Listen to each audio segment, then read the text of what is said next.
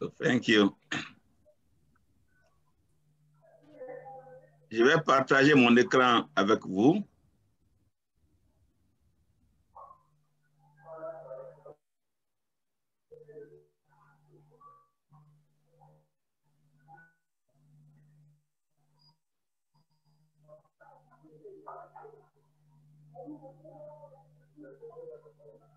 Nous étions sur le livre de Job hier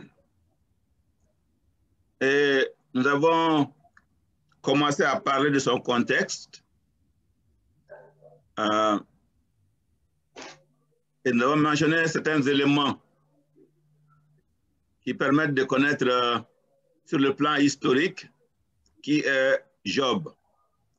Nous avons dit que c'est un patriarche comme Abraham et il semble se situer avant la période patriarcale puisqu'il a vécu 140 ans après sa restauration. Nous avons également mentionné sa grande richesse qui est mesurée en termes de nombre de têtes de bétail et de nombre d'esclaves. Et au point 3, nous avons dit qu'il est le chef d'une famille nombreuse dont il se sert comme prêtre. Et donc, nous continuons avec le point D. Et bien que la location exacte d'août n'est pas connue, on s'accorde pour dire qu'il ne se trouve pas sur le territoire d'Israël. Et donc, Job est un personnage qui n'est pas israélite, comme la plupart des patriarches. Ensuite, il connaissait et craignait le Dieu Yahweh. Alors, le livre doit se comprendre donc à la lumière de ce contexte, parce qu'il est important de comprendre le contexte d'un livre d'une certaine manière pour mieux comprendre le livre. Quand vous n'avez rien, aucune connaissance du contexte historique, géographique d'un livre, vous pouvez vous adonner à toutes sortes d'interprétations. Et rien n'est garanti que ce que vous dites est en conformité avec l'intention de l'auteur. Donc, ce qui fait qu'il est très important de connaître au moins un peu du contexte de l'auteur. Le livre de Job est structuré de cette façon. Nous avons dit chapitre 1 à 2, prologue en prose, qui introduit les personnages et l'intrigue du récit. Ensuite, en deuxième partie, nous avons chapitre 3 à 31, dialogue entre Job et ses amis. C'est d'abord Job qui se plaint au chapitre 3.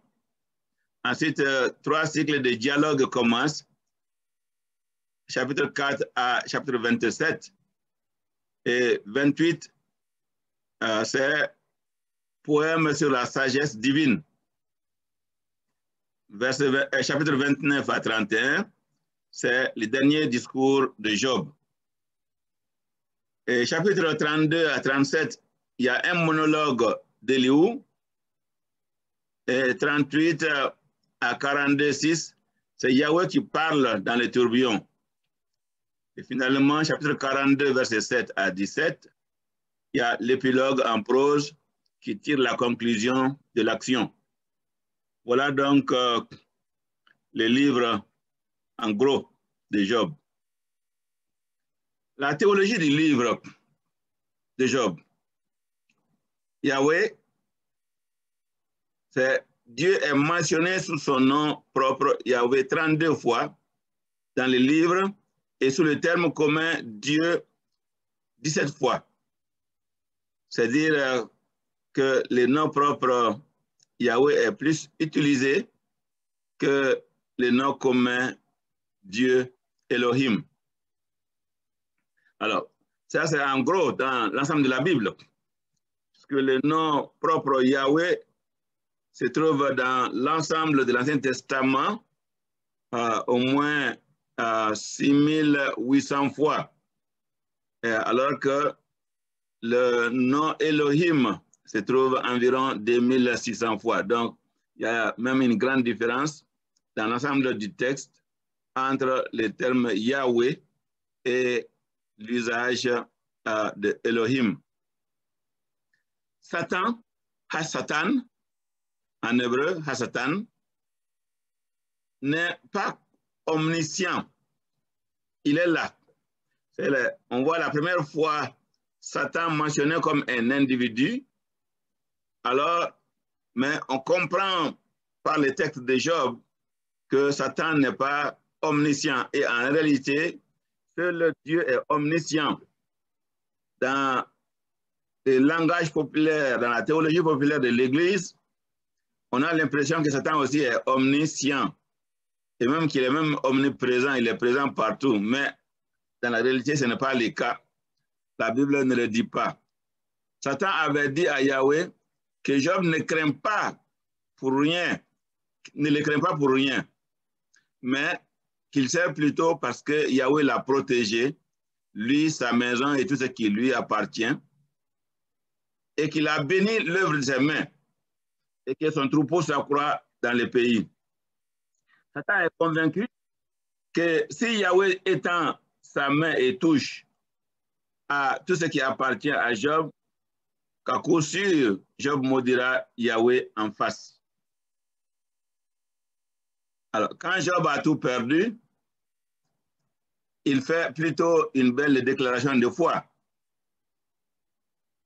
Le Seigneur ou Yahweh a donné, Yahweh a ôté, que le nom de Yahweh soit béni. En tout cela, Job ne pécha pas et n'attribue à Dieu rien de choquant. Autrement dit, Job, pour lui, Dieu n'est pas fautif. Dieu n'est pas responsable. Dieu n'est pas coupable dans sa mention. Et Job prouva ainsi que Satan était un menteur. Ensuite, Job nourrit l'espérance de la résurrection. Là, dans l'Ancien Testament, il n'y a pas beaucoup de textes qui parlent de résurrection, la résurrection finale, mais Job en parle avec espérance. Plus que n'importe quel appui humain aléatoire, Job peut compter dès maintenant sur Dieu, son Goël. Son Goël, c'est-à-dire son rédempteur, son proche parent. C'est ça l'essence du terme hébreu Goël. C'est un proche parent qui a droit de rachat. Et donc, Job peut déjà compter sur lui. Dans chapitre 19, versets 25 à 27. Donc, le Goël désigne des proches parents qui a droit de rachat, celui qui a le droit de prendre la femme du défunt, et c'est aussi le vengeur de sang. Alors, Job espère que le Goël, c'est-à-dire le proche parent, viendra pour reconnaître son innocence. Problème de traduction dans ce livre de Job, l'expression Avoda Rabba ne se trouve que dans Genèse 26, 14 avec Isaac et Job 1, 3. Dans les deux cas, Wa Avoda Rabba donc, est mentionné après les animaux. De plus, Avoda vient de Eved. Cela ne laisse aucun doute qu'il s'agit du collectif des esclaves et non des serviteurs, comme cela apparaît dans beaucoup de versions occidentales. Alors, il faut reconnaître que l'idéologie joue sur la traduction et même conduit à tordre le sens de l'écriture parce que nous devenons plus sensibles à notre auditoire qu'à l'écriture qui est notre source de traduction. Alors, parce que peut-être le mot esclave est trop péjoratif dans notre culture, nous hésitons à l'utiliser. Oui, même dans la culture hébraïque, c'était péjoratif, parce que c'est utilisé après les animaux. Alors, c'était la culture grecque également, c'est la même chose.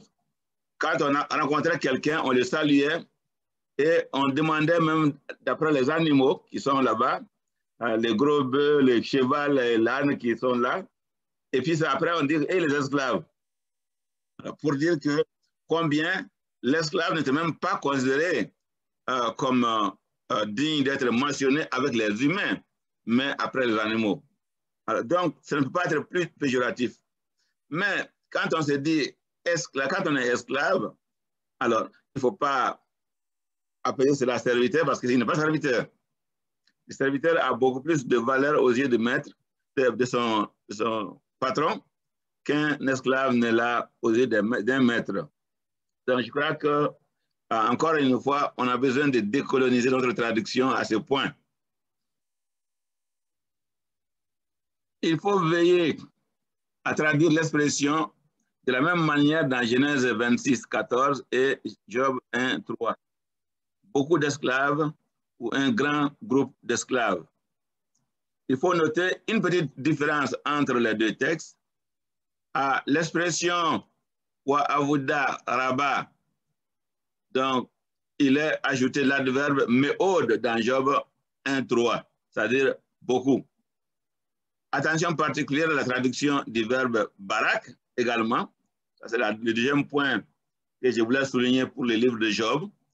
Le verbe barak dans Job 1, 5.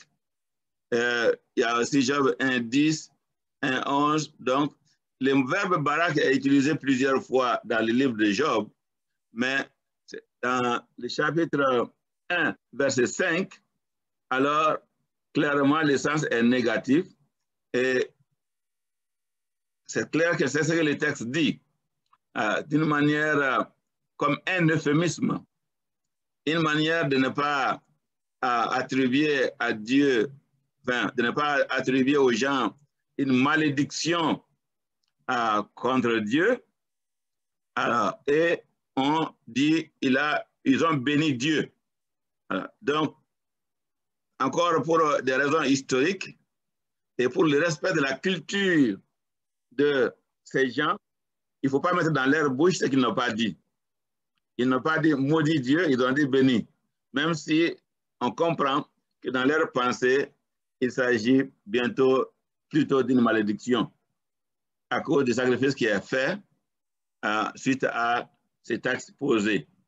Donc, voilà quelques problèmes de traduction que je pose dans le livre de Job. Question ici, avant qu'on ne continue. Question, contribution.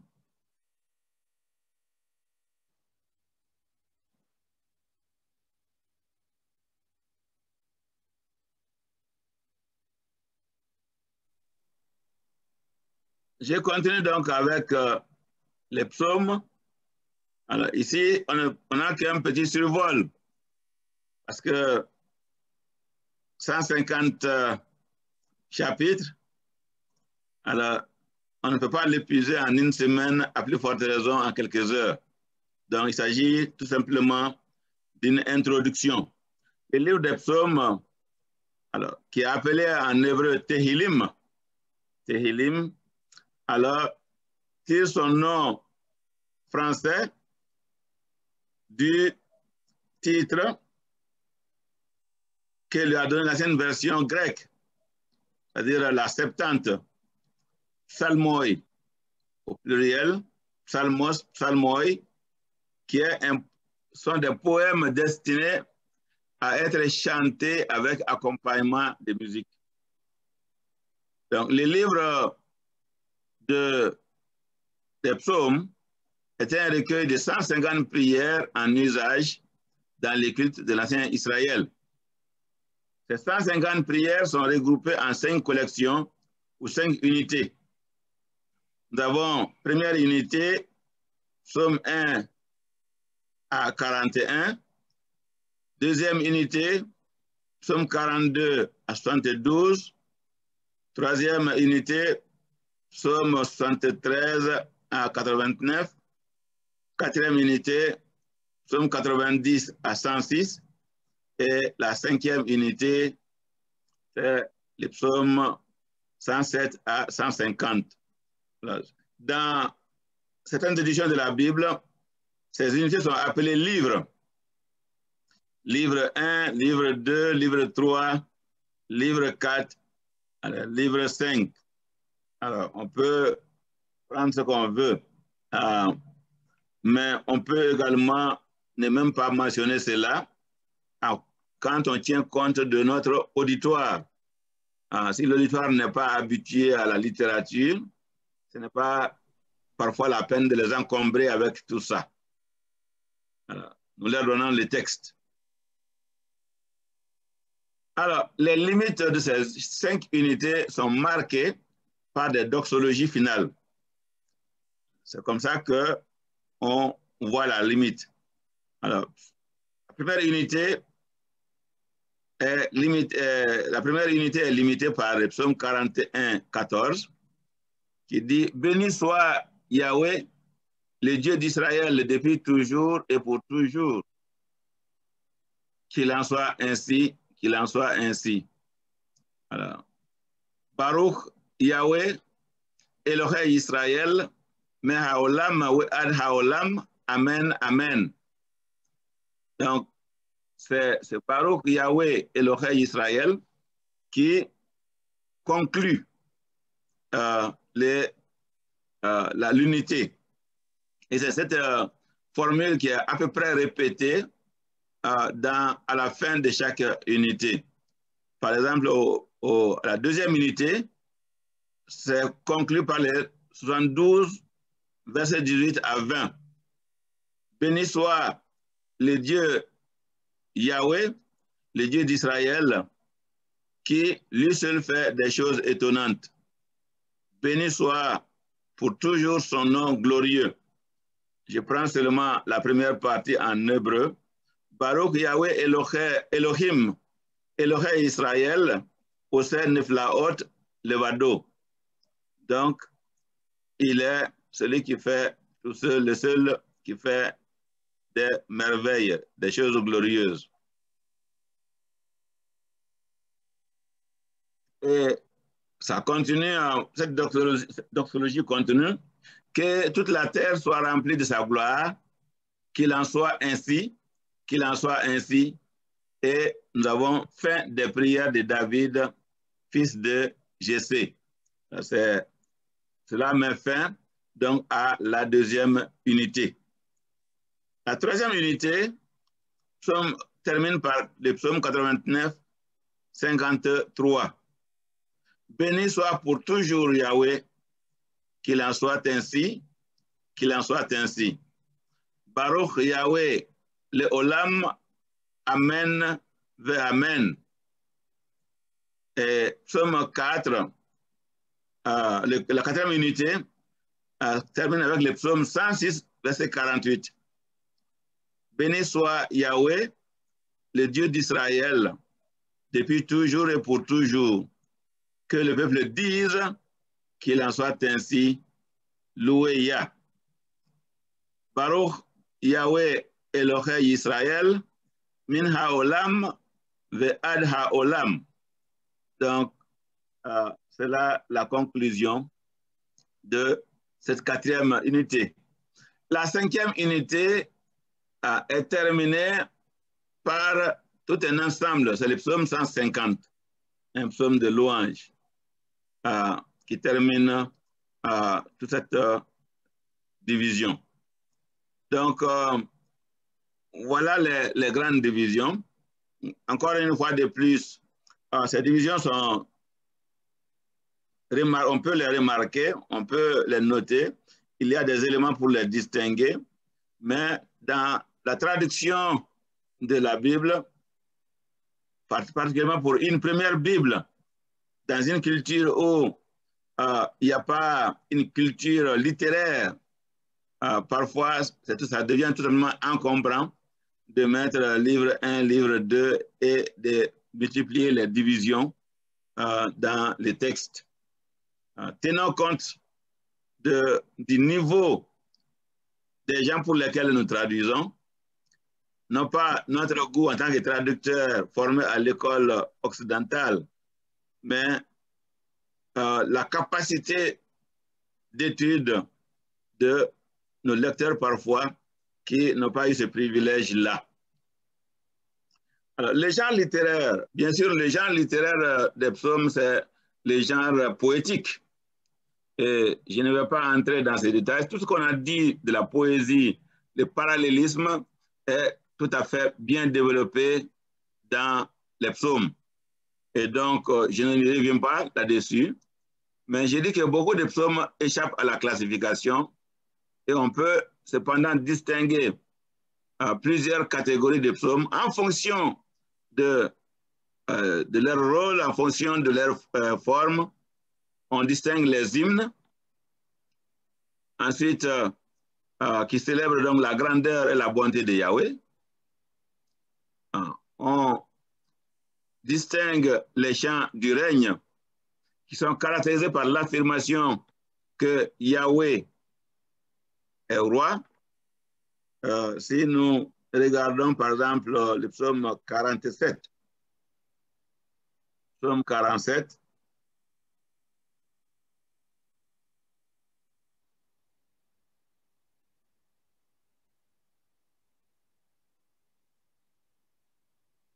psaume 47,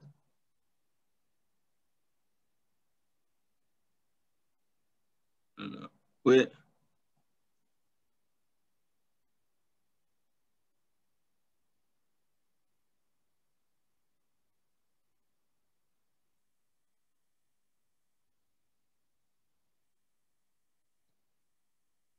Alors, donc, il y a une exaltation de Yahweh, et c'est au verset 7. Au verset 7, Zamru Elohim, Zamru, le Malkenu Zamru. Alors, Zamru, c'est louer, chanter les louanges. Alors, et donc, ce verbe chanter les louanges, ce verbe en hébreu, le verbe zamar, alors, est réellement ce qui donne le sens même du titre du livre, les psaumes. Ce sont des louanges. Et en arabe, on parle de zabour, d'où les cultures influencées par l'arabe mettent comme titre donc zabourou, les zabourou ou zabour, donc qui est le nom des psaumes en arabe. Donc, il est notre roi. Verset 8, il est répété là-bas également, qui melek kol haaretz Elohim, Zamru, masquil. Alors, il est le roi, non seulement notre roi, donc pour le psalmiste qui dit notre roi, mais il est également le roi de toute la terre, au verset 8. Et donc, verset 9, il est dit, Malak Elohim al-Goyim Elohim Yashav al-Kiseh Kodsho. Malak Elohim, ça veut dire Dieu règne. Et il règne sur les nations et Dieu est assis sur son trône saint, son saint trône. Encore une fois, c'est un psaume de règne. Donc, un psaume qui chante Yahweh comme étant roi. Et le verset 10 nous dit que même qui l'Elohim à la fin du verset 10, qui l'Elohim Magine Eretz Meod Naala, à Yahweh, donc les boucliers de la terre lui appartiennent. Et certaines versions ont traduit donc ce mot bouclier comme étant les rois de la terre, donc qui lui appartiennent. Il est le roi au-dessus des rois. Alors, ensuite, nous avons les psaumes royaux, encore, c'est des prières pour le roi ou des prières du roi. Alors, nous avons un bon nombre de psaumes. Psaume 2, alors certains appellent même cela psaume d'intronisation, surtout le psaume 2 et autres. Et cela continue. Nous avons les psaumes de l'entrée au temple, surtout les psaumes 15 et 24. Alors, ce sont deux psaumes qui décrivent la qualité des gens qui peuvent entrer dans le temple. Voyons à ce propos le psaume 15. Psaume 15 commence Mizmor le David, Yahweh mi yagur be oholeka. Mi yishkon behar kodshecha. Donc, Yahweh qui peut habiter ou qui peut s'asseoir, qui peut habiter ton temple, et qui peut s'asseoir ou habiter ta montagne sainte. Donc, et il décrit les qualités de la personne qui peuvent donc approcher donc, le temple de Yahweh. Et le chapitre 24 également va dans ce sens. Il y a les psaumes des pèlerinages, ou psaumes des pèlerins, ou encore psaumes des montées. Alors, c'est le même groupe de pèlerinage, des montées, qui sont chantés par les Israélites qui se rendaient à l'une des trois grandes fêtes annuelles, Pâques, fête des semaines et fête des huttes. Alors nous avons le psaume 84, 91, 121, 122 qui entrent dans ce contexte-là. Nous avons également les cantiques de Sion qui célèbrent les privilèges du lieu choisi par Dieu pour le temple de Jérusalem. 46, 48, 78, 76, je veux dire, etc. Donc, les cantiques des Sion. En septième lieu, nous avons les psaumes avec message apportant aux fidèles, par la bouche d'un prêtre ou d'un prophète, les avertissements et les recommandations de Dieu. Alors, et nous avons également les psaumes pour enseigner les fidèles. Alors, il y en a un bon nombre, n'est-ce pas? Et dans ces lots, nous avons ce psaume 73 qui est très intéressant, qui parle de la prospérité du méchant. Quand on voit les méchants prospérer, alors le psalmiste dit, mes pieds ont failli trébucher. Alors, et finalement, il a vu que la fin du méchant n'était pas enviable, même si son présent semble être enviable. Donc, les psaumes 1 et les psaumes 119 entrent dans ce cadre-là également de psaumes pour enseigner les fidèles. Nous avons également les psaumes du peuple en détresse qui expriment les appels que la communauté des fidèles adresse à Dieu dans les malheurs. Encore une fois, il y en a un bon nombre parce que le malheur fait partie de notre vie. Dans le monde ici-bas, nous sommes dans une vallée de larmes et par conséquent, il y a beaucoup de psaumes pour chanter ou pour appeler Dieu au secours. Il y a également toutes sortes de détresses qui sont mentionnées, persécution, calomnie, alors maladie, exil, qui peuvent conduire les fidèles à venir chercher le secours de Dieu. Ces supplications personnelles forment la catégorie la plus nombreuse. Donc, où on s'approche de Dieu, de Yahweh, pour un besoin particulier. Alors, donc, nous avons également dans les psaumes de reconnaissance, les fidèles viennent dire à Dieu sa gratitude pour une délivrance ou pour son pardon. Alors, 9, 10 et beaucoup d'autres psaumes, psaume 30 et 32. Et 32 est bien connu dans ce cadre-là. Enfin, les fidèles expriment ce sentiment de joie et de paix dans les psaumes de confiance.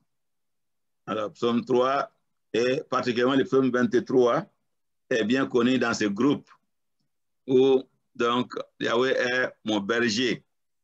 Alors, je ne crains aucun mal. Donc, voilà en gros le contenu des psaumes. Ce sont des prières à la fois de l'individu et du collectif, du groupe, qui sont exprimées dans ces psaumes.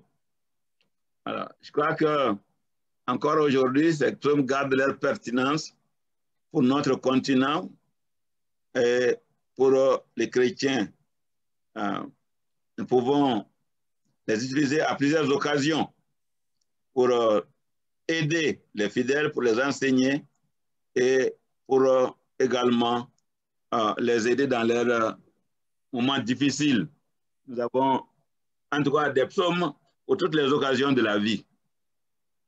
C'est vraiment un livre formidable. En hébreu, c'est très, très beau pour ceux qui ont appris l'hébreu. Alors, on a des textes lus et on peut se les faire écouter plusieurs fois pour mieux les apprendre et apprécier donc, dans la langue d'origine. Question ici, contribution, commentaire. Oui, allô? Oui? Oui, c'est Boni Barka du Bénin. Oui. Bon, par rapport aux sommes d'entrée au temple là. Oui. Et les sommes des pèlerins. Oui. Bon, j'ai dû comprendre que pour les sommes des pèlerins, c'est des cantiques qu'ils chantaient quand ils se rendaient à Jérusalem. Oui. Lors des fêtes religieuses. Oui. Bon, quand tout cantique d'entrée, bon, je voudrais savoir, puisqu'on a dit que c'est des cantiques qu'ils chantaient et pour entrer dans le temple. Bon, à l'époque, il y avait des groupes de chants, comme par exemple le groupe de Corée, Azaf et d'autres. Oui. Bon, est-ce que on attendait que tous ces pèlerins arrivent au lieu, c'est-à-dire au lieu saint, c'est-à-dire dans le temple, dans la cour, et c'est les chorales qui devraient être devant et chantant en entrant et que les autres suivent. Bon, je voudrais avoir une petite idée par rapport à comment ça se faisait. Non, mais ça, tout ça, ce n'est pas défini. En tout cas, les psaumes ne disent rien de cela. Bon, on suppose que les pèlerins, ce n'est pas seulement le groupe des chantres. Et le chant n'est pas réservé seulement à ce groupe-là. Les chants, c'est pour tout le peuple. Les individus chantent tout comme les groupes chantent. Alors, donc, les groupes qui vont comment dirais-je, à la fête ne sont pas nécessairement accompagnés de groupes de chanteurs. Oui. Probablement au niveau du temple, oui, il y a des groupes de chanteurs, mais quand on est en route pour aller, alors on peut chanter en route. On chante en route et ce n'est pas les chantres, mais tout le peuple qui monte et qui doit chanter ces chants-là. Oui, maintenant qu'on est au niveau du temple et qu'on doit entrer, Oui. Quand on prend l'exemple du psaume 15, Oui. bon, ceux qui sont là, qui veulent entrer dans le temple, j'ai compris que c'est eux qui chantent ça. Non, non, non, le psaume 15 est plutôt pour les qualifications de celui qui peut entrer dans les temples. Qui peut entrer dans les temples? Celui qui a les mains propres, etc., etc. OK. Voilà. Bon, Oui. merci. Alors, mais disons que le temple n'est pas l'église, et parfois, en Afrique, ici, on fait un rapprochement trop important entre ce temple-là et notre église. L'Ancien Testament n'est pas le Nouveau Testament. C'est vrai. Il faut maintenir cette distinction. Et il faut maintenir qu'il n'y avait pas de chrétiens dans l'Ancien Testament. Il y avait des hommes qui craignaient Dieu, et des hommes qui servaient Dieu, mais ils n'étaient pas des chrétiens. Alors, donc, aujourd'hui, il y a beaucoup, et même beaucoup de pasteurs sur ce continent qui ne font aucune distinction entre l'Ancien Testament et le Nouveau Testament. Et ça conduit à une mauvaise interprétation et de l'Ancien Testament et du Nouveau Testament. Okay. Donc, merci, docteur. Merci.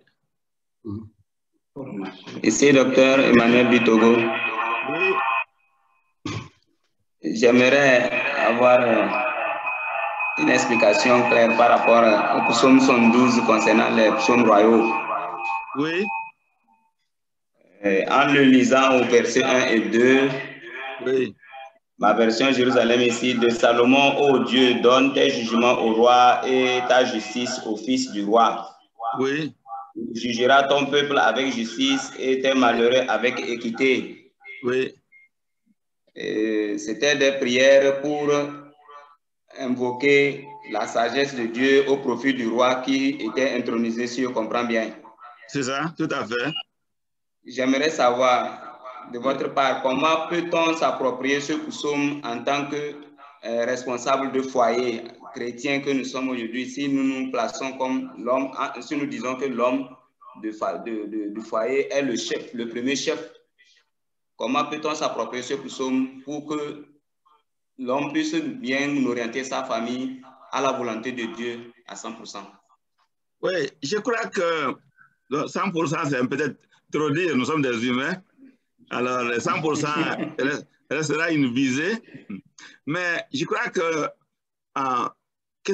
chaque leader a besoin de la sagesse divine pour assumer son rôle de leadership. Et en tant que pécheurs, nous avons tendance à utiliser toujours notre position de leadership pour nous servir et non pas pour servir ceux qui sont sous notre autorité. Et donc, nous avons besoin de cette sagesse divine, de cet amour divin, de cette l'abnégation pour pouvoir servir réellement les autres et ne pas nous servir des autres. Je crois que c'est à la fois valable pour nos chefs de famille, mais c'est encore valable pour nos chefs d'État en Afrique qui réellement se bousculent au pouvoir pour pouvoir manger confortablement avec les pieds et les mains. Alors, donc, je pense que ce psaume garde sa validité et sa valeur, sa pertinence pour aujourd'hui et pour toutes sortes de dirigeants aujourd'hui. Merci, docteur. Merci. Bonjour, docteur. Bonjour. C'est Kamou Baboulissan du Burkina Faso. Baboulissan et Kakene? Ouais, Kakene. Je voulais vous ramener un peu en arrière. Excusez-moi parce que j'avais des soucis de connexion. Oui. Mais je suis arrivé tout juste, j'ai vu que vous avez parlé du mot barak du moins, voilà, Oui. qui veut dire venir et au niveau de donner des passages au niveau du genre, oui. où on entendait souvent traduire par maudit. Oui. Voilà, je n'avais pas bien compris cette partie parce que le souci aussi avec ça, c'est qu'on ne sait pas comment le rendre, par exemple, dans nos différentes traditions, même si c'est le mot béni qu'on mettait là-bas. Oui. Parce que c'est nous, c'est bon, c'est quelque chose de bien, dire de bonnes choses pour la personne. Oui. Quelqu'un peut me faire du mal, je vais lui dire que Dieu te bénisse. Oui. Mais c'est lui qui sait bien que cette bénédiction que tu prononces là, ce n'est pas en réalité de Dieu. Tout à fait. Mais dans la traduction, oui. Ça veut dire que si tu mets ça comme ça, quelqu'un qui lit ne va jamais comprendre que ce n'est pas une bénédiction en tant que telle. Alors maintenant, si quelqu'un ne va jamais comprendre ça, comment est-ce que les gens ont compris que c'est maudire? Bon, c'est ça, je ne sais pas. Hein? C'est ça aussi, je n'arrive pas à comprendre. Non, on peut comprendre. Voyons les textes. Hein. Job chapitre 1, verset 5.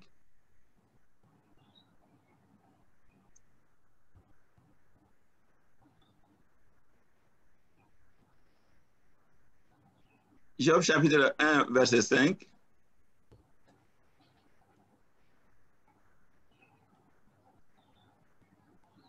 Alors,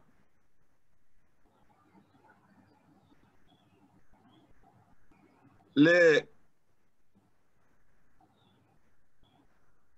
textes nous disent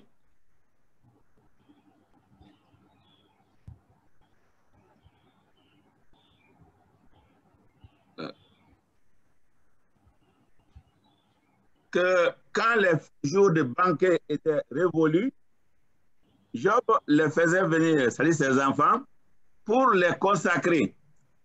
Alors, il se levait de bon matin et offrait pour chacun d'eux un holocauste. Car Job disait,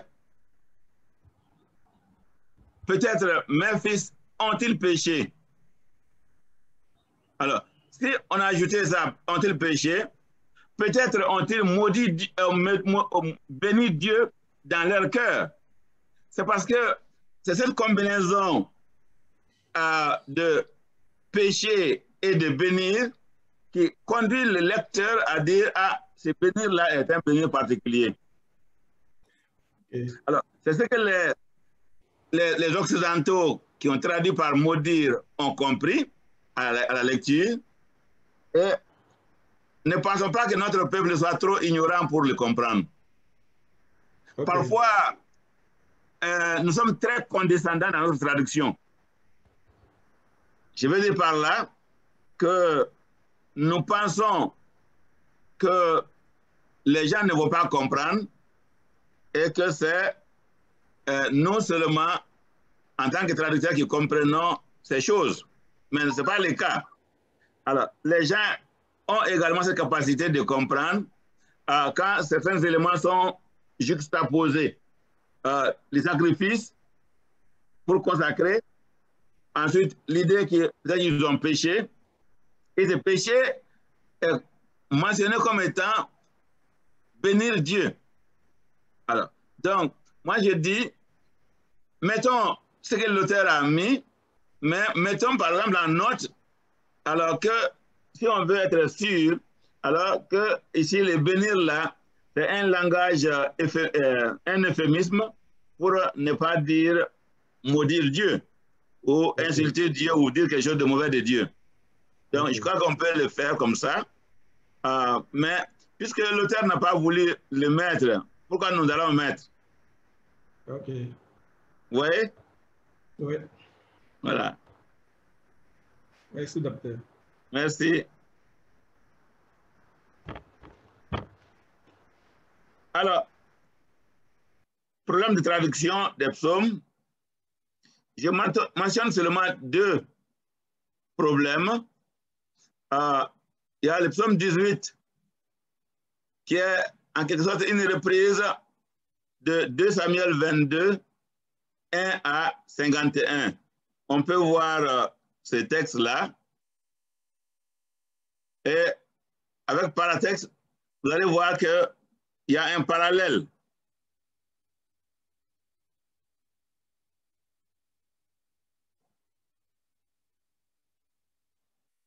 Il y a psaume 18.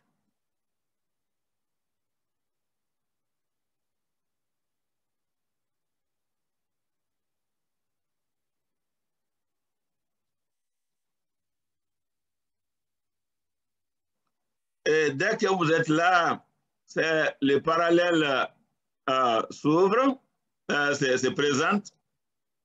Et puis, vous voyez que déjà,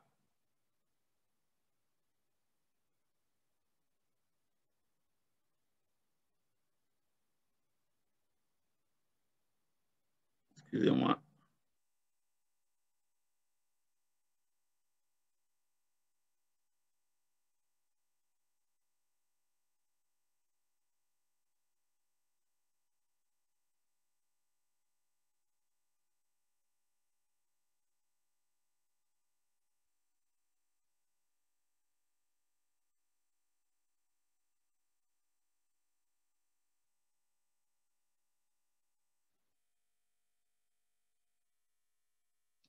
Alors, verset 1 du psaume correspond au verset 1 de 2 Samuel. Alors, bien sûr, 2 Samuel est avant les psaumes. Et donc, quand vous regardez les textes hébreux,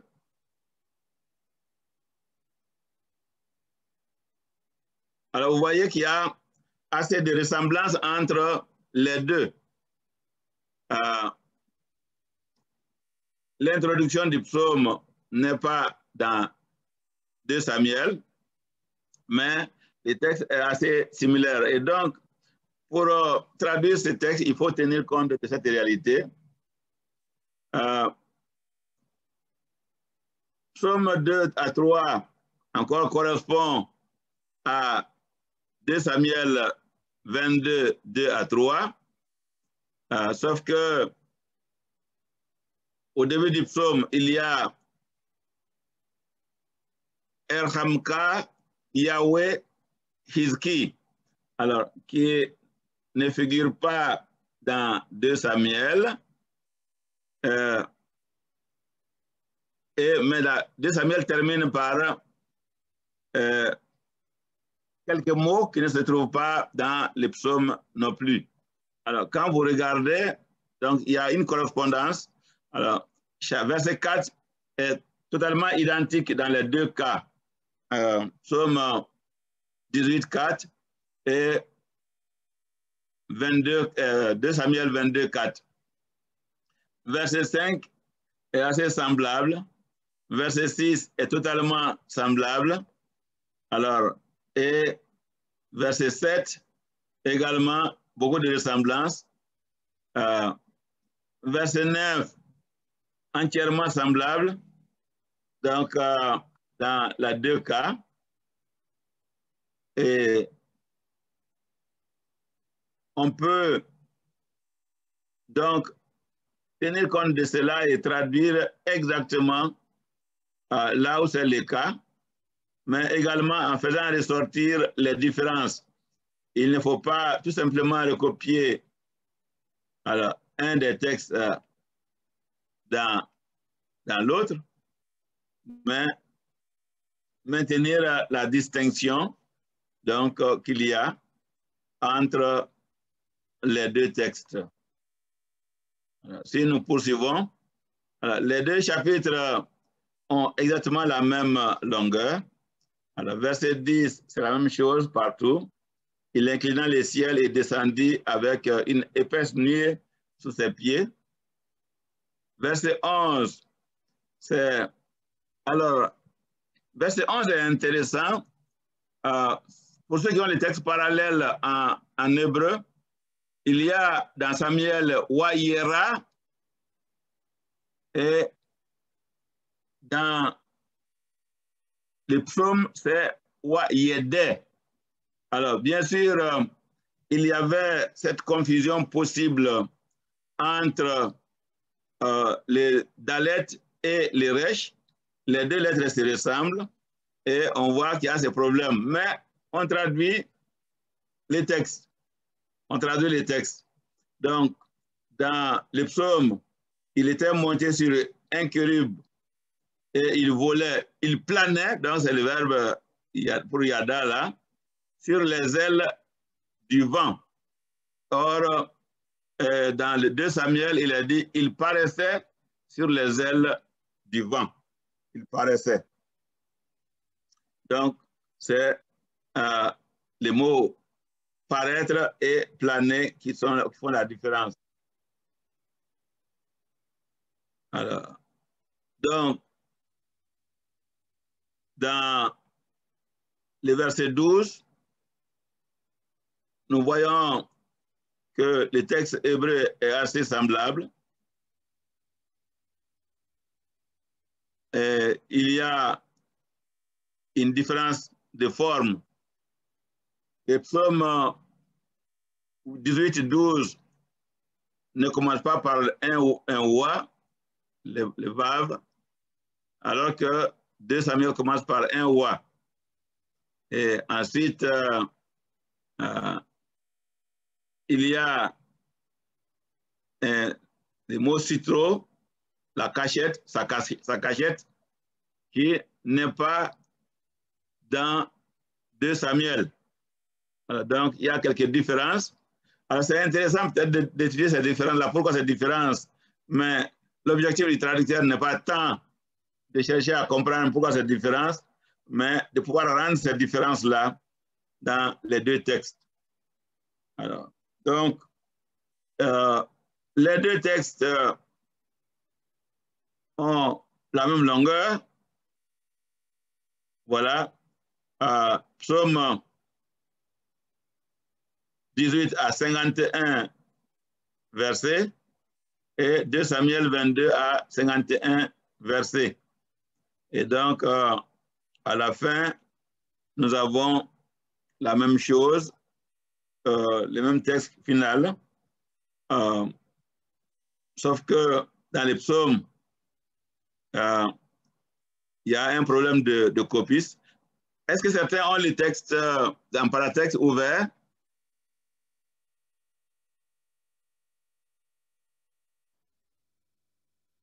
Allô?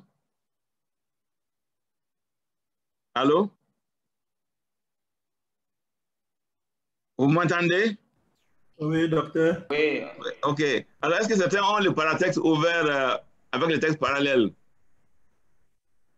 Non, moi en tout cas, mon cas, non. OK, d'accord. Donc, de toute façon, il y a seulement un petit problème textuel, mais les deux textes, en tout cas, à la fin, sont identiques. Donc, quand vous traduisez alors ces textes des psaumes, alors revoyez votre texte de 2 Samuel 22.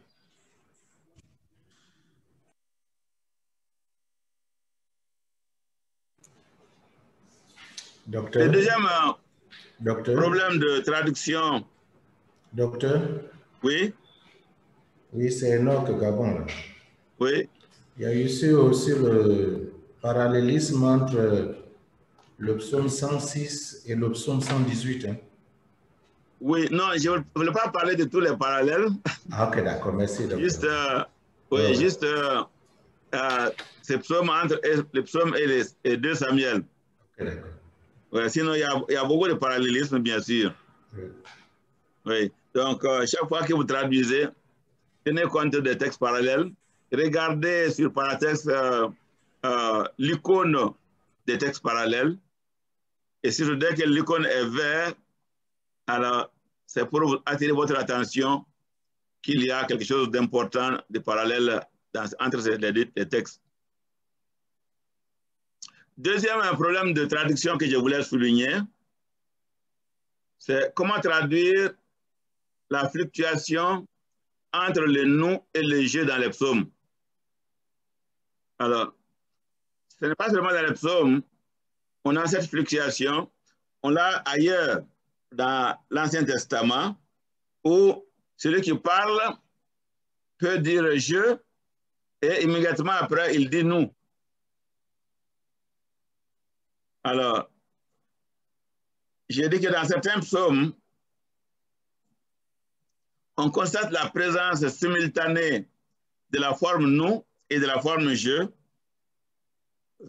où le je parle souvent au nom d'une pluralité, ou encore où le nous apparaît en même temps et avec le même sens qu'un jeu.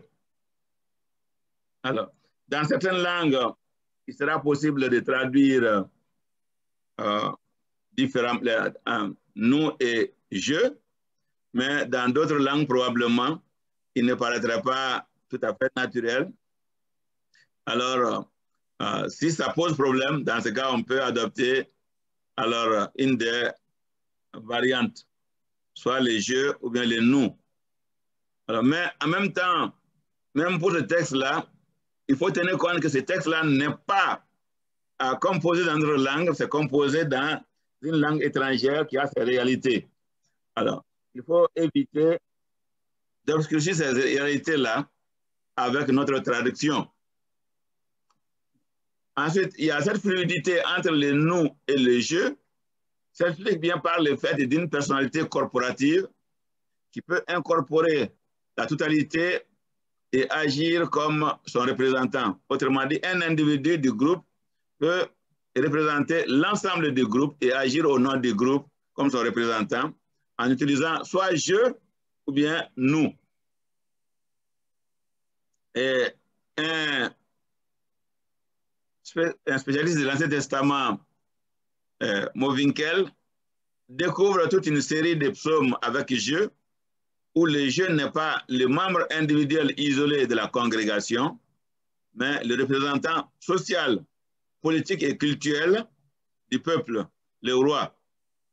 Donc, je dis que notre traduction doit tenir compte de cette réalité du lien entre l'individu et le groupe. Alors, cela me paraît très important.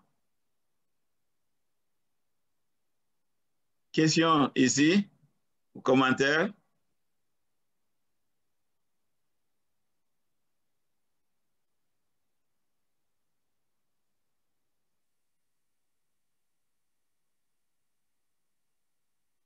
D'accord, je continue.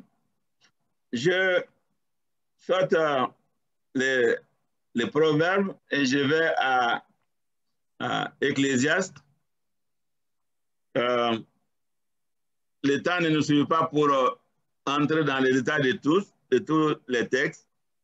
Et donc, je mets les proverbes à côté d'abord. Mais encore une fois, tout ce qu'on a expliqué comme étant le parallélisme poétique en hébreu, c'est ce qui s'applique dans les proverbes. Et surtout, l'ellipse. L'ellipse est énormément pratiquée dans les proverbes. Donc, les proverbes méritent une étude plus approfondie. C'est un texte très riche et très intéressant et dont la traduction aussi demande beaucoup de travail, mais nous n'allons pas insister là-dessus. Alors, Kohelet, Ecclésiaste, Kohelet était un sage car en Ecclésiaste 12, 9, il est appelé sage. Outre que Kohelet fut un sage, Hakam, il a encore appris la connaissance. Donc, au peuple, il a pesé, examiné à fond et mis en ordre un grand nombre de maximes. Voilà. Donc, ce livre également n'est pas assez facile. Vanité de vanité, tout est vanité. Voilà un des thèmes majeurs donc, de ce livre. Donc, dont le genre littéraire est bien sûr le genre poétique. Encore une fois, c'est là où on a vu Tov, Shemen, Shem, Mi Shemen Tov. Donc, beaucoup de parallélisme également dans les Kohelet et sur la vanité donc, de la vie humaine. Havel, Kol Havalim. Alors, tout est vanité. Nous le connaissons très bien dans ces livres-là. Alors, je ne dis pas beaucoup plus. Je vais au Cantique des Cantiques.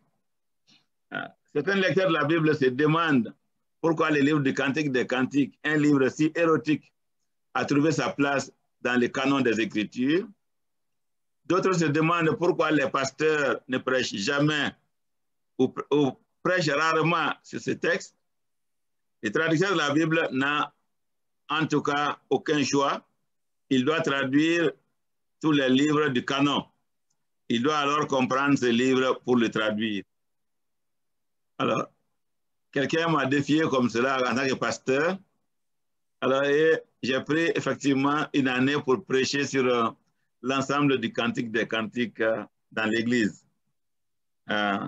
Et j'avoue que on peut en tirer un bon message et pour aider nos familles. Le premier verset nous présente à la fois le genre littéraire et l'auteur. Il a dit le plus beau des cantiques qui est de Salomon. 1:1. Sur la base de ce verset, nous pouvons maintenir que Salomon est l'auteur du Cantique des Cantiques. La charge de prouver incombe à ceux qui rejettent Salomon comme auteur du livre. Autrement dit, quand quelqu'un dit que Salomon n'en est pas l'auteur, c'est à dire de prouver qu'il n'en est pas l'auteur. Nous, on n'a pas besoin de prouver qu'il en est l'auteur. Les genres littéraires du cantique. Les cantiques, le livre du cantique, les cantiques commencent par ces mots hébreux. Shir Hashirim. Shir Hashirim, c'est donc un genre poétique de type chant. Un chant est écrit pour être chanté. Et d'ailleurs, ce programme qu'on a de lecture de l'hébreu, alors quand vous arrivez au Cantique des Cantiques, effectivement, ils ne lisent pas, mais ils chantent. Je vous fais écouter un peu ce chant, le Cantique des Cantiques. Non pas lu, mais chanté.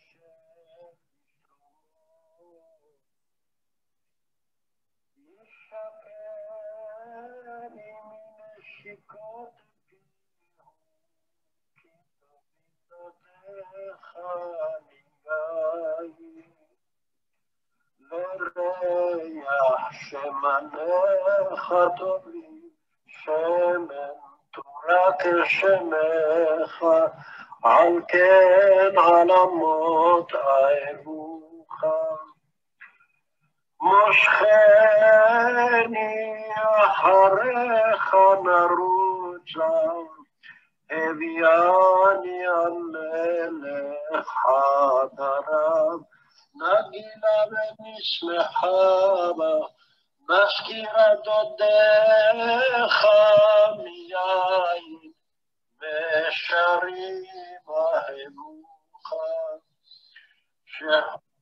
Voilà. Donc, comment c'est chantonné. Donc, c'est ce texte. C'est un chant d'amour, un chant sur l'amour humain qui est écrit et inclus dans la Bible pour nous donner de la sagesse. Alors, donc, il y a eu beaucoup de débats sur ces livres et encore beaucoup de débats continuent d'exister sur ces livres et sur la manière de l'interpréter. Alors, les thèmes et théologie du livre. Le thème dominant du livre est la réciprocité de l'amour des amants. L'auteur illustre d'une manière vive une éthique sexuelle qui est encore pertinente pour aujourd'hui. Dieu est mentionné d'une manière presque accidentelle au 8-6 sous la forme d'un suffixe shalchevetia qui est rendu par une flamme de Yah, une flamme de Yahweh dans NBS. La Septante ne mentionne pas du tout Dieu dans ces versets. Donc, on pourrait y trouver quelques éléments d'anthropologie biblique. L'être humain est un être sexué, homme et femme, et peut jouir de la sexualité dans une relation hétérosexuelle dans le cadre du mariage. On peut aussi voir dans ces livres une théologie de la sexualité. Interprétation et traduction de Cantique des Cantiques. Les textes parallèles dans Cantique des Cantiques. Alors, le chapitre 2, verset 6 est parallèle à 8.3, 2.16 à 6.3, 2.7 à 3.5 et 8.4 et 4.2 à 6.6. Comment interpréter ces cantiques avec ces images crues? Beaucoup d'interprètes ont adopté une interprétation allégorique. Ils rejettent le sens littéral et adoptent un sens spirituel. Selon le rabbin Akiba, celui qui traite ces cantiques comme un cantique séculier n'aura pas de part dans le monde à venir. Donc, c'est quand même grave. Alors, on a vu ainsi dans ces chants la relation d'amour entre Dieu et son peuple telle qu'elle est ou telle qu'elle devrait être. Dieu et Israël ou Dieu et l'Église. Donc, ça dépend de qui interprète. Pour les Juifs, c'est la relation d'amour entre Dieu et Israël. Et pour certains chrétiens, donc, c'est la relation d'amour entre Israël, Dieu et l'Église. Alors, donc, on a aussi lu dans ce cantique l'ardent désir de l'âme individuelle de s'unir à Dieu, une réminiscence de la philosophie de Plotin qui disait « Tout vient de l'un, tout retourne à l'un », ou encore d'un bon nombre de philosophes grecs pour qui le corps est une prison pour l'âme et l'âme en tant qu'étincelle divine cherche à se libérer pour retourner à Dieu. Pour Origène et le grand nombre de pères de l'Église, pendant près de 1500 ans, l'Église a interprété ces cantiques de façon allégorique. Alors, donc, Théodore de Mopsueste, 350 à 428, affirme que le cantique doit être interprété selon son sens littéral simple, comme un chant d'amour célébrant le mariage de Salomon. Le second concile de Constantinople en 553 anathématise Théodore, autrement dit maudit Théodore, et condamne ses vues comme étant inappropriées pour des oreilles humaines. Alors, franchement, je ne sais pas ce qui est inapproprié pour des oreilles humaines dans cela, parce que ça ne parle que de l'humain. Alors, je ne vois pas ce qui est inapproprié. Mais chaque époque a sa définition de l'inapproprié. Traduction, donc, du Vave dans Cantique des Cantiques 1.5. Cantique des Cantiques 1.5, nous allons le voir ensemble.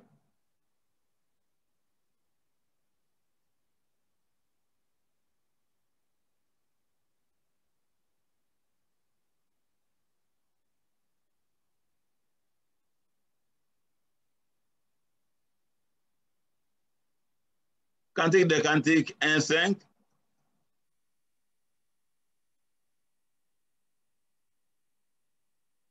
Alors, quand vous regardez en français, je suis noir, mais je suis jolie. Fille de Jérusalem, comme les tentes de Kédar, comme les toiles de Salomon. Alors, je suis noir, mais je suis joli. Pourquoi mais? Alors, pourquoi mais? Parce que le mais supposerait une contradiction entre être noir et être joli. Ou bien, c'est ce que le blanc a dit que le mais suffit, non? Oui. Ça pose un contraste. Oui, oui. Alors, donc, est-ce qu'il y a une contradiction entre être noir et être joli? Oui. Non. Selon moi, Hein? Emmanuel. Selon moi, Emmanuel, il y a une contradiction. Ah bon? Pourquoi? Selon moi, non. On peut être noir et ne pas être joli. Mais est-ce que quand on est noir, ça veut dire forcément on n'est pas joli? On peut être blanc et moche.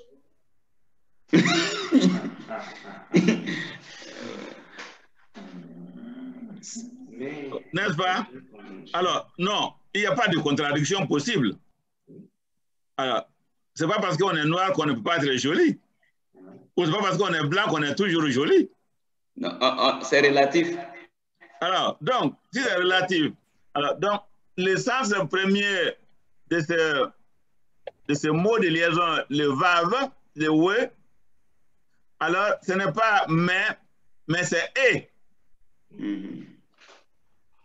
C'est le sens premier. Alors, donc, nous percevons une notation raciale ou raciste derrière ces mais. Alors, qui pense qu'il y a une contradiction entre ce qui est non, parce que dans le vocabulaire français, alors tout ce qui est noir est mauvais.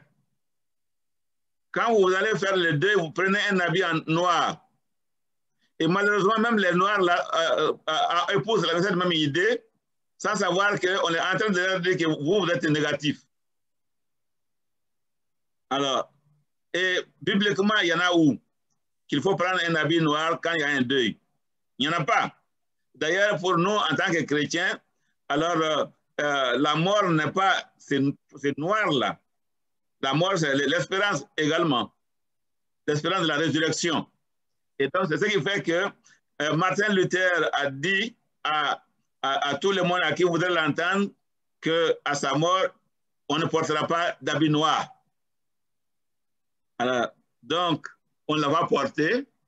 Et je pense qu'ici, qu'il faut traduire donc ce vav, non pas comme un mais en suivant les versions françaises, mais comme un e. Alors, donc, je suis noir et belle et jolie. Je suis noire et je suis jolie, fille de Jérusalem. Donc, je voulais souligner ça parce que il y a parfois effectivement ces petits points qu'on présente comme des contradictions alors qu'il n'en est rien.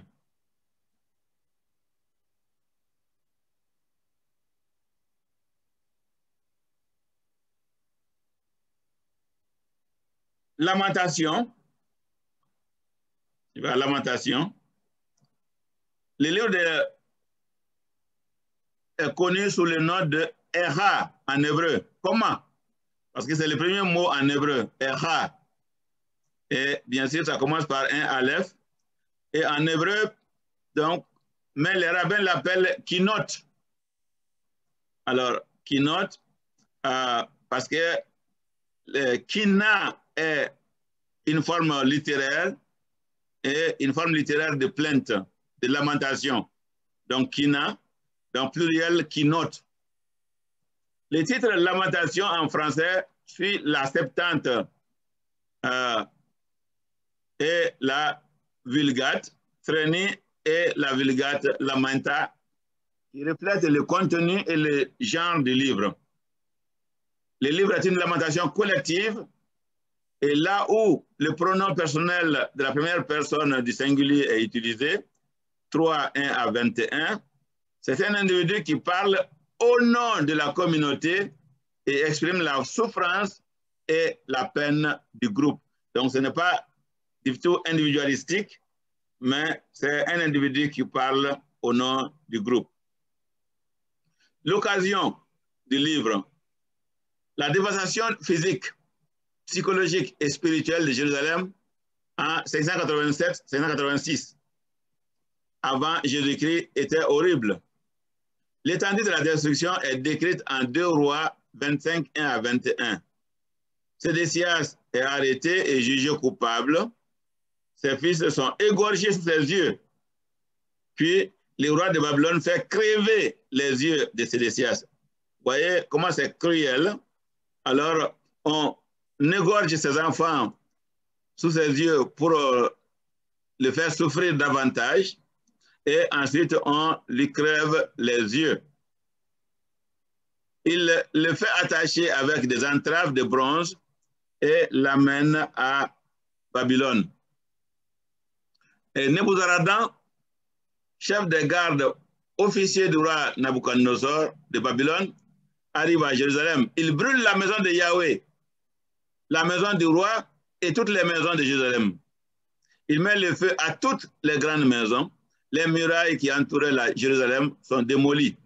Les colonnes de bronze de la maison de Yahweh, les bases, la mer de bronze sont brisées et leur bronze et tous les ustensiles donc, de bronze de la maison de Yahweh sont emportés à Babylone. C'était pour aller être recyclés. On devait faire un recyclage. Alors, les restes du peuple, ceux qui étaient restés dans la ville, ceux qui s'étaient rendus au roi de Babylone et les restes de la multitude sont exilés. Seuls certains parmi les petits gens du pays sont laissés comme vignerons et comme les cultivateurs. Alors, donc, on peut lire également Jérémie 39 à 44. Les livres poétiques des lamentations enregistrent le désespoir total senti en ce moment crucial. Ces livres expriment l'émotion qui suit la découverte que la puissance derrière ces carnages n'était pas la machine de guerre babylonienne, mais que c'était Dieu lui-même. Dieu lui-même. L'auteur et date. Comme beaucoup d'autres livres bibliques, Lamentation est un livre anonyme. La tradition l'attribue au prophète Jérémie. La tradition textuelle hébraïque classe Lamentation parmi les écrits, les Ketuvim, et non avec Jérémie parmi les prophètes. Donc, cette classification de Jérémie avec les prophètes est plutôt une classification chrétienne. La Septante fait le lien avec, entre Lamentation plutôt et Jérémie de deux manières. Elle place Lamentation immédiatement après Jérémie et avant Ézéchiel, et c'est ce qui est suivi en français. Et deuxièmement, elle ajoute les mots suivants au début du livre. Et il arriva que Jérémie s'assit en pleurant et il composa cette lamentation sur Jérusalem et dit. Donc, les livres furent écrits en réaction à la destruction donc, de Jérusalem aux mains des Babyloniens en 687-686. C'est donc une rédaction de la période exilique. Okay. Genre littéraire, le genre du livre de lamentation est la lamentation, c'est-à-dire une élogie pleurant la chute tragique de Jérusalem en 586 avant Jésus-Christ. Ce genre littéraire s'appelle Kina. Kina en hébreu. Excusez-moi. Certaines de mes lettres ont disparu. Alors, mais Kina, donc c'est un I ici avec chapeau. Voilà, Kina en hébreu. Si la poésie hébraïque est généralement de la forme 3 plus 3, A, B, C, A', B', C', la Kina est de la forme 3 plus 2, A, B, C, A', B'. ce qui communique un sentiment d'achèvement précoce ou de retranchement de quelque chose. Donc voilà comment cela est interprété par les auteurs. Voilà donc Lamentation 3-4. Nous avons A, Bila, B, Bessari et C, Ori. Et donc, deuxième ligne, Shibar, A'. Donc, Shibar qui va avec Bila. Donc, il a flétri, donc il a brisé. Bila, il a flétri. Shibar, il a brisé. Bessari va avec Al-Samotai, ma chère, mes os. Et c'est et ma peau. Alors, donc, ta deuxième partie, ta deuxième ligne s'arrête là. N'ajoute rien. Donc, achèvement précoce. On s'attend à un troisième élément, mais ce troisième élément n'arrive pas.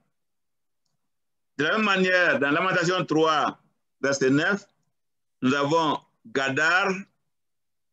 Donc, il a muré. Derakai, mon chemin. B, Gazit, avec des pierres de taille. Et deuxième partie, Netivotai, mais sans chantier, il a fait dévier. Alors, il y a même un renversement donc, de l'ordre des mots dans la deuxième ligne. La première ligne commence avec le verbe, tandis que la deuxième ligne termine avec le verbe, mais avec seulement 2 et non pas 3. Donc, alors, tous les livres prophétiques, sauf Agé, contiennent des exemples du genre de la lamentation. Il y a beaucoup de psaumes de lamentation et le livre de lamentation est le seul à n'avoir que ce genre littéraire. La théologie, le thème est théologie. Le livre de lamentation traite de la question de la souffrance collective à la manière du livre de Job, qui traite de la souffrance individuelle. Le but théologique du livre de lamentation est de reconnaître le jugement de Dieu contre Jérusalem et d'amener Dieu à intervenir pour restaurer le peuple. Autrement dit, le peuple reconnaît qu'effectivement, l'action de destruction de Jérusalem est un jugement divin. Mais on implore Dieu pour qu'il revienne. Dieu est appelé Seigneur sans que Seigneur accompagne un autre nom. Adonai, 14 fois. Dieu est surtout appelé Yahweh, 32 fois. Dieu est Elle, une fois. Et notre traduction doit refléter également ces faits. Alors, bien sûr, parfois ce n'est pas aisé, mais je crois qu'il faut essayer. Le nom divin Elohim ne figure pas dans le livre des Lamentations.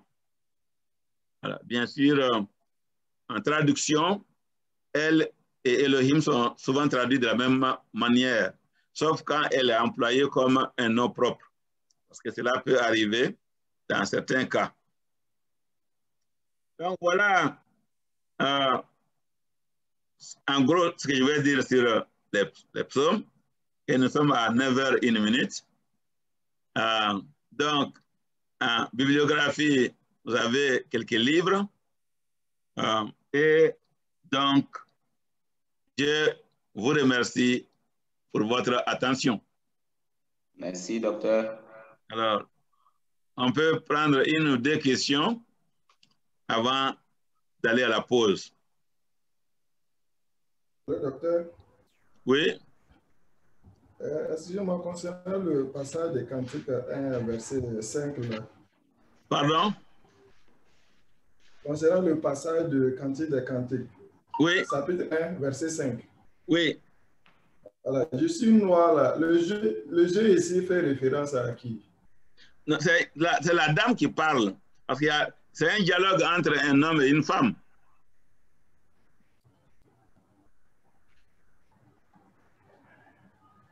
Donc, c'est la dame qui parle.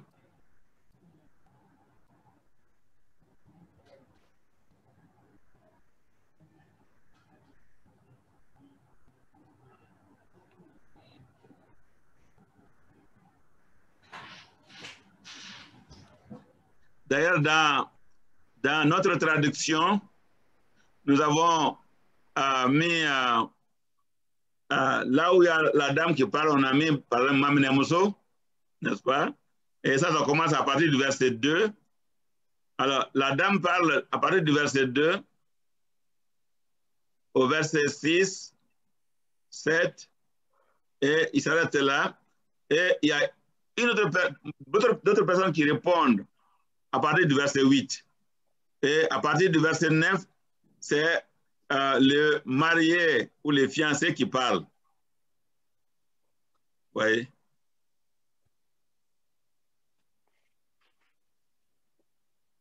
Ça va? Autre question? Il y a des soucis de connexion. Je n'ai pas bien compris. Pardon? Pas de problème. Ma connexion est stable. Ah. Oh, ma connexion n'est pas stable, donc je n'ai pas bien suivi. J'ai dit que c'est la fiancée qui parle, parce que c'est un dialogue entre une fiancée et un fiancé. Alors, ce dialogue-là, donc, du verset 2 au verset 7, c'est la fiancée qui parle. Et c'est elle qui dit, je suis noire et belle.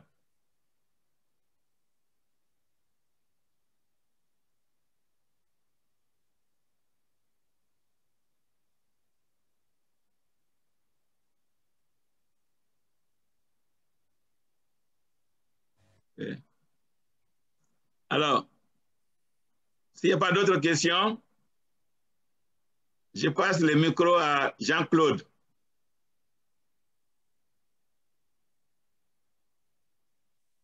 Oui, allô? Merci beaucoup, Youssouf.